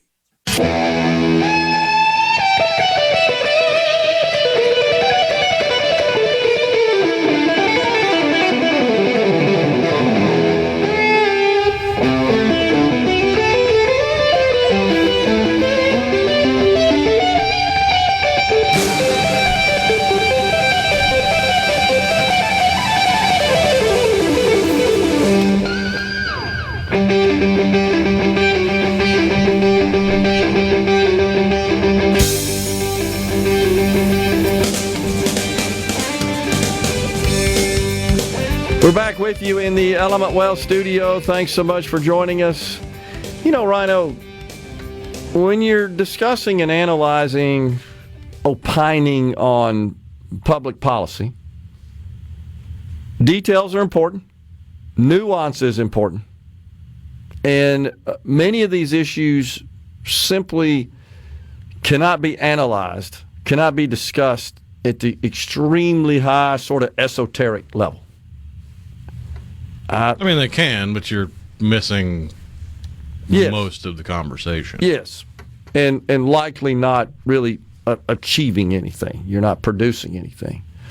So Thomas wants to point out that Republicans promised school district consolidation, and I countered that with, can you show me any campaign materials where somebody said, I want to consolidate school districts, that's my top priority. I can share with you that there was a candidate in my district that appeared in this studio with Mary Whedon. You may recall this situation. And he suggested that as a policy that should be pursued, as an action that should be pursued. And he was defeated directly as a result of that. That's absolutely a true story. That pretty much torpedoed his campaign at that point.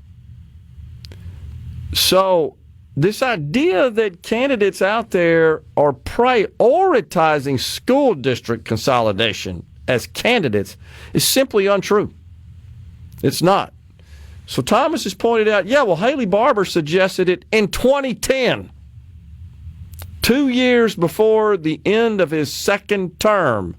Not as a candidate on the campaign, something he felt. Also remember, the state was struggling and the matter was more urgent. How can we save money? Now, we should always be looking at ways to save money, federal taxpayer money. right? And the fact is, this is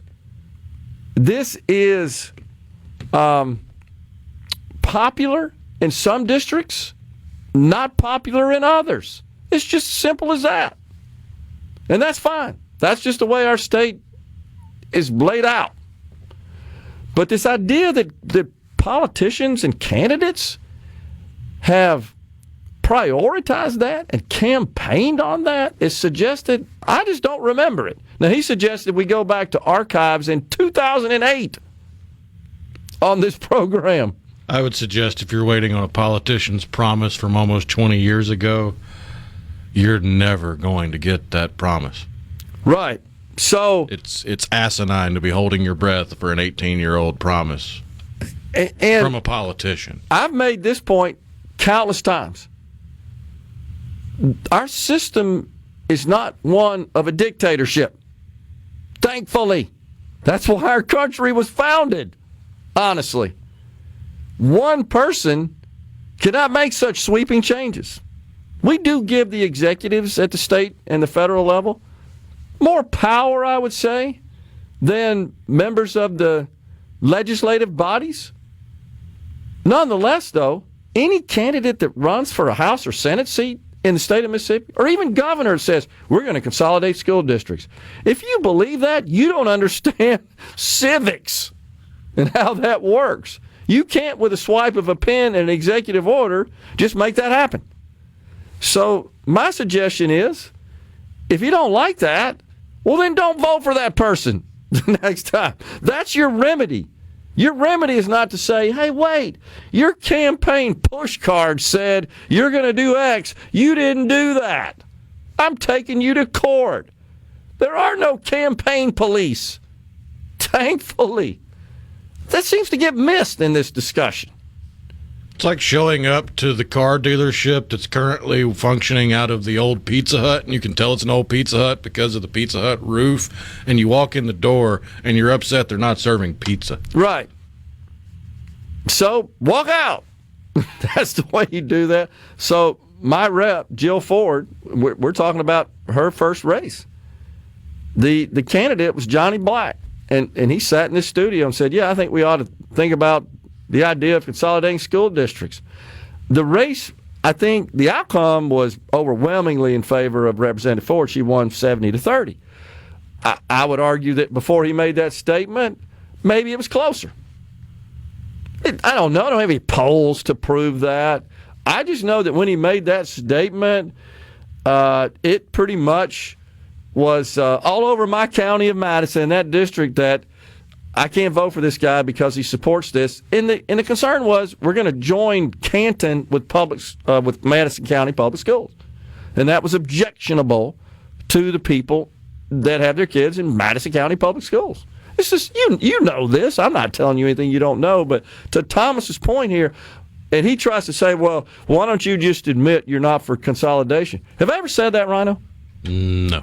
In fact, have I not said I think there are opportunities here to save money in consolidation? What I've said is temper your expectations. And that's just my business background talking. You look at putting two together and you think, oh, we can just half the expenses or whatever your math is. That just isn't how it works out. It's just not. That doesn't mean we shouldn't pursue it. Also, it may work in some districts and not in others. Something kind of universal in nature that says every county is just going to have one, without really considering the nuances, the details, and other aspects of a county, it is fraught with some risk. That's all I'm saying. And the other point I made that I still want to know about is if the goal here is to save money at the state level, well, that means you're going to appropriate less money per student. Because we don't fund it like, oh, you got two districts? Well, okay, that's not how it works. It's based on students, right? You know that. That's our formula. We just revamped the whole deadgum thing last year. It's a per student.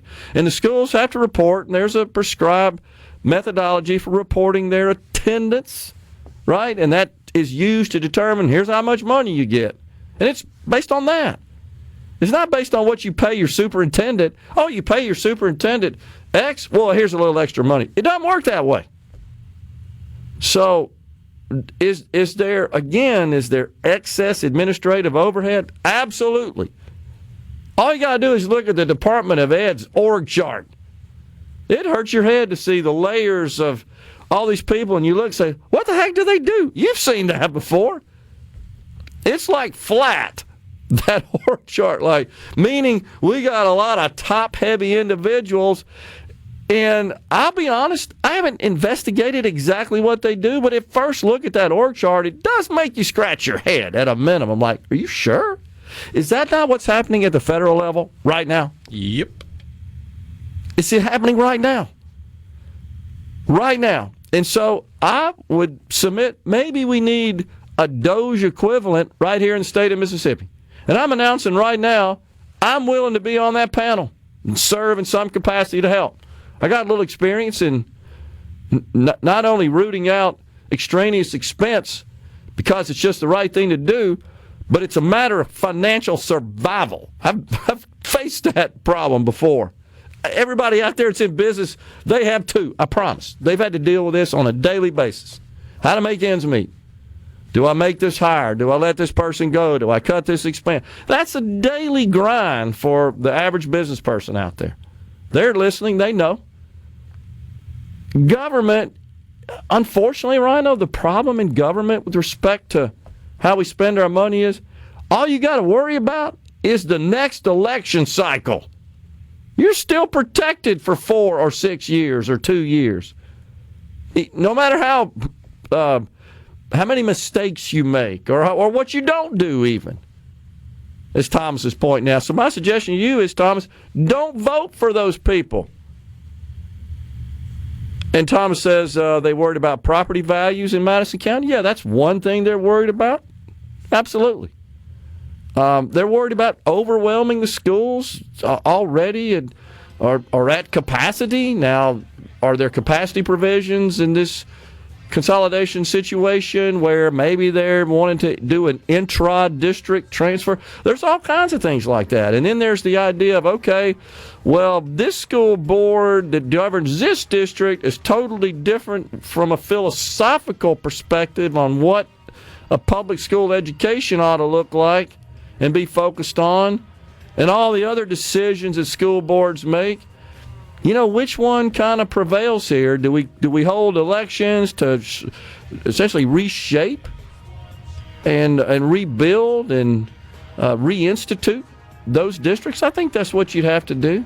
Now, I will admit that I think some of those fears are a little overblown. I think that's always the case. Come to the middle.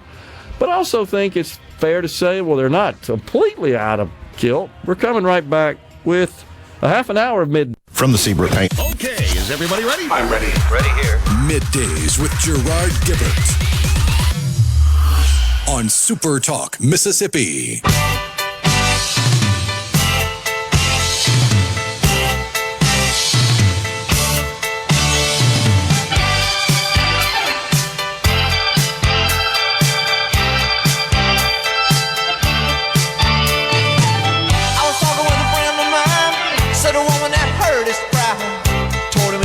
So turn around, let him go. Then he said you better watch your step, or you're gonna get hurt yourself. Someone's gonna tell you lies, cut you down to size. Don't do me like that. Don't do me like that. Well, I love you, baby. Don't do me like that. Welcome back, everyone. Oh, yeah, the good tunes of Tom Petty, the late, great Tom Petty. So just talking about the school district consolidation issue, I've never said I'm opposed to that. All I've ever said is be careful. Just like the tax reform. I want to get the income tax eliminated. I've been a strong proponent of that for quite some time. And really tried to help any way I could in 2022 when Speaker of the House Philip Gunn really championed tax reform that would have fully eliminated the income tax. In the case of school district consolidation, I don't know that I'm totally on board with let's just make every county have one. I think that's a little more difficult than meets the eye. But on the other hand, Rhino, how do you say, well, let's do this one, that one? I mean, you could come up with some sort of criteria, I guess. Maybe it's student enrollment, population. What I would like to see us start with, honestly, is let's look at the organizational structure and the spending. Particularly, I'm talking about administrative, back office level spending, more so than even classroom spending. Let's look at that for an A district, a perennially scored A district. Let's lay that side by side with a poor performing district and try to identify the differences to see if that maybe tells the story that perhaps if the F and D rated district operated consistent with the model of the A, we'd get better outcomes in the F or D. It's a starting point, because I haven't personally researched this, but I have some friends that are involved, like in a legal capacity, advising school districts. Boards, they all have lawyers, that have to counsel them as they conduct their board meetings and activities and discharge their responsibilities, that have actually said that they've looked at that and said, yeah, I got an F district and they got more overhead than the A. Well, that doesn't make any sense right off the bat. That's a softball adjustment, in my view. Maybe we could structure compensation models to be more bonus, more variable pay oriented, the way we do in the private sector. Improve those outcomes, and you make more money. Just a thought. So we could discuss that almost in infinitum, of course, because it's a complex matter. Do I think we have too many districts in the state and lots of opportunity to cut and reduce expenses? Absolutely. Absolutely. Does one per county, is that the correct approach? I don't know. I really got to think through that more. And then the other question that I bring up is, okay, does this mean if we achieve this and we consolidate and reduce the number of districts, are we going to cut funding at the state level? My gut feel is, Rhino, the answer to that would be no. We're not going to do that. And you know how that is. That's just really hard. Now, what we could do is reallocate and repurpose some of that money out of the administrative aspect and cost function to the classroom teacher function. I would submit we get better teachers, thus better outcomes as a result. I'm also of the understanding, I don't know if you've ever heard this, Rhino, that we have multiple assistant principals in some of the schools. And it's like, we got one for this demographic, one for the other demographic. You ever heard that? Is a rationale for that before? No, not at the assistant principal level. I have. I mean, when I graduated high school, we still had segregated homecoming queens. Oh, geez. Okay. Well, so I would say then it's plausible. On the C-Spire text line, let's see here. As the listening MSK through 12 superintendent, you're exactly right. Consolidation is not as simple as combine and still have success academically and culturally, or even save money, is the point. And one would think just rationally, reasonably, sure, you don't have two buildings full of people, you only got one. Well, yeah, I mean, it stands to reason you're going to save money.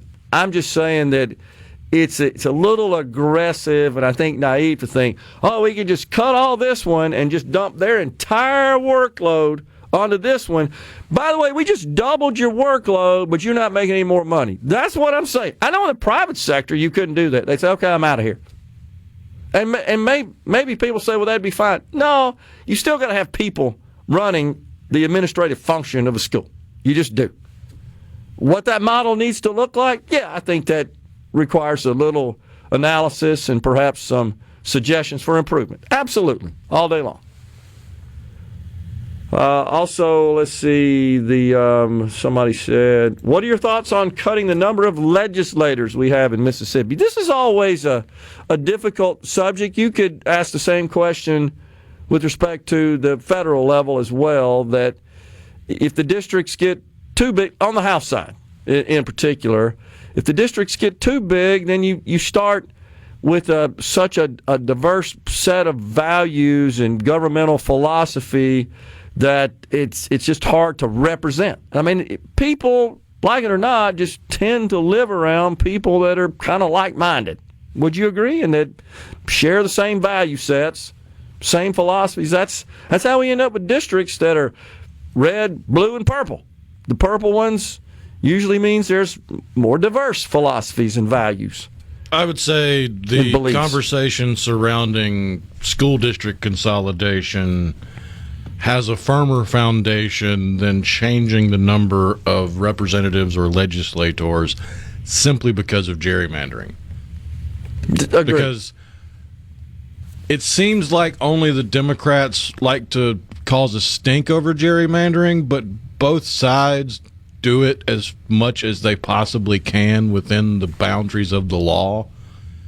And if you start changing the number of representatives or legislators, then the party that is not currently in power when that takes place won't have any say in the gerrymandering, and they will likely try to change the number when they gain power to benefit them, and it just becomes a back and forth tit for tat. And which achieves nothing at the end of the day. On the C Spire text line, Gary in the Berg said, would private schools receiving federal funds be required to follow federal rules? Also, would private schools have a choice as to accepting the students and or restricting the number that can come in? If private schools don't have the option or have to follow federal guidelines, I would be against it. So keep this in mind, Gary. This doesn't deal with federal monies whatsoever. We're strictly talking about school choice, education savings account at the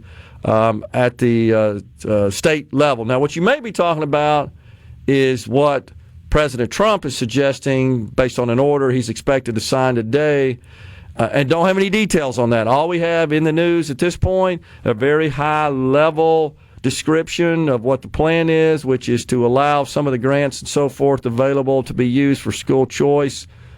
And so I can't answer that question as far as, okay, if the student accepts that money, taps some of that federal grant money, and uses that to pay tuition to a private school, would the private school have to adhere to some sort of federal guidelines?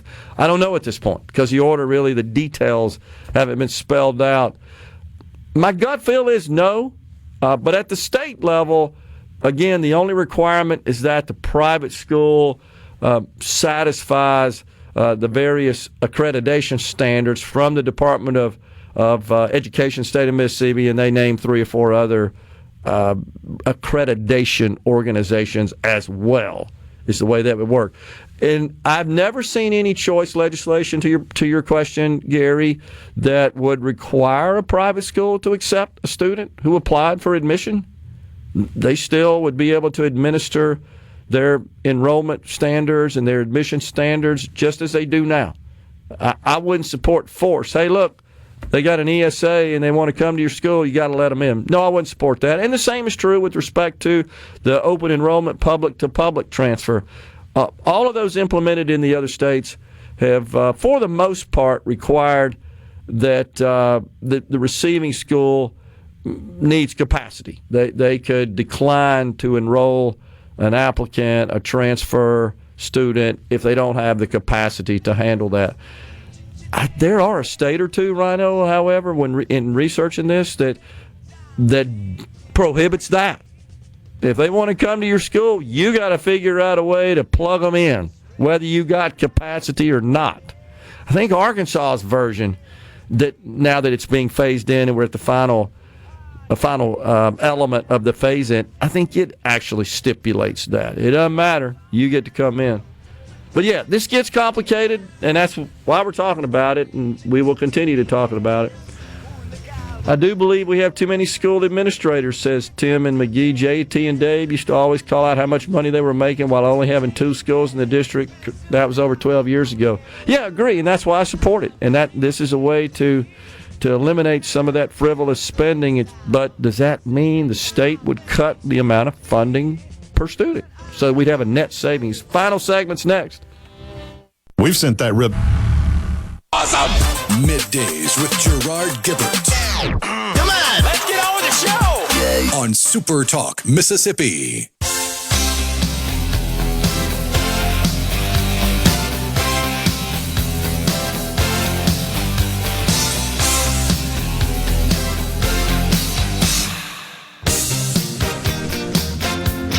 On the C Spire text line, Mose points out, he's right, we changed the formula from attendance to net enrollment.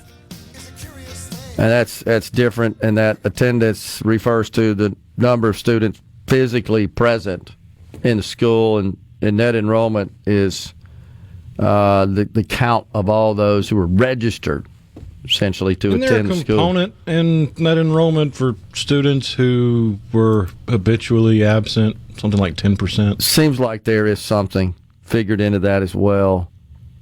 But nonetheless, the main point I'm trying to make is, okay, if we're going to consolidate school districts, or are we going to reduce? We're going to have to go to the law. We'd have to change the education funding formula at the state level because it's based on your enrollment. It's a weighted calculation. There's, as you recall from last year when the legislation passed, there are several other factors that are figured in to determine the amount per student,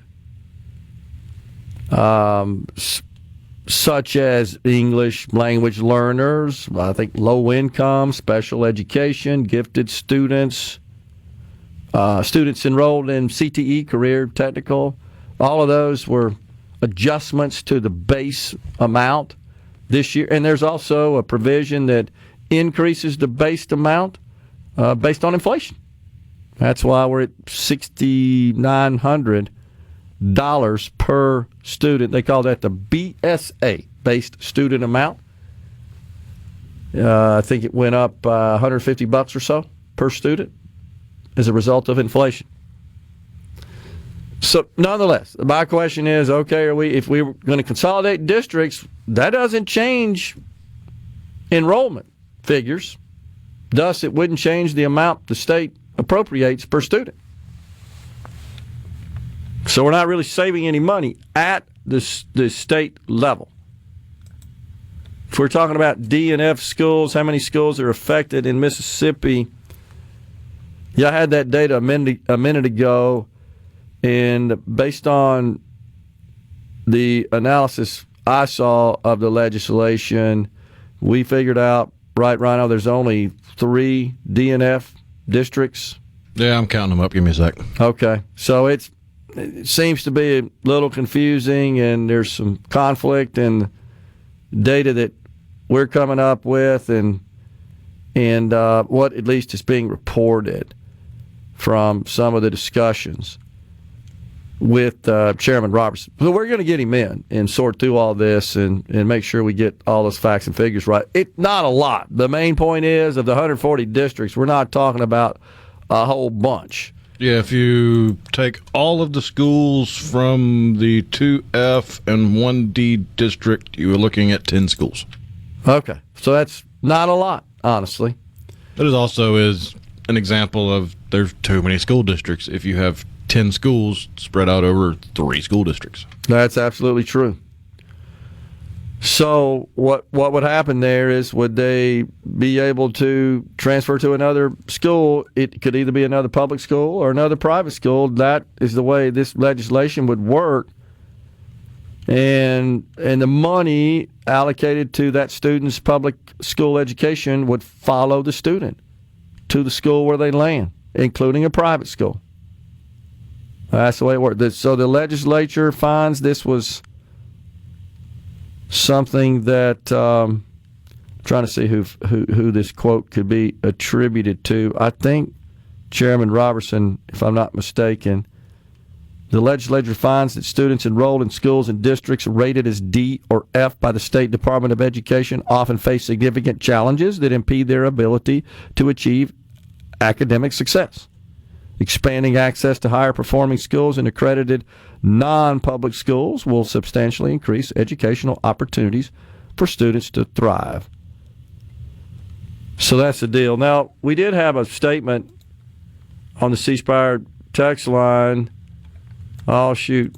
I lost it. But somebody said something that totally made sense, that this is... Yeah, here we go. The failure success of a school has way more to do with the community the school serves than it does with the actual school itself. I totally agree with that. And, man, you and I have made that point countless times right here on this program.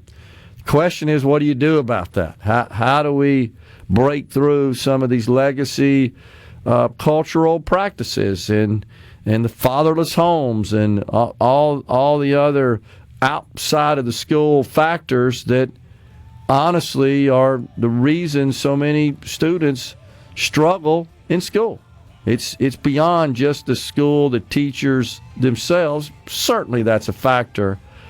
But I think my view is it starts at home. And if you don't have a thriving, loving home life that's conducive to education, to stability, you're likely to struggle, not just in school, but in life. And that's just a fact.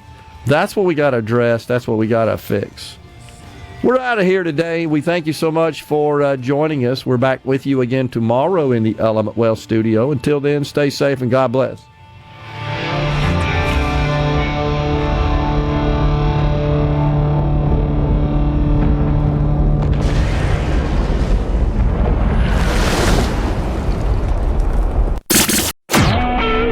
SuperTalk Mississippi Media Production.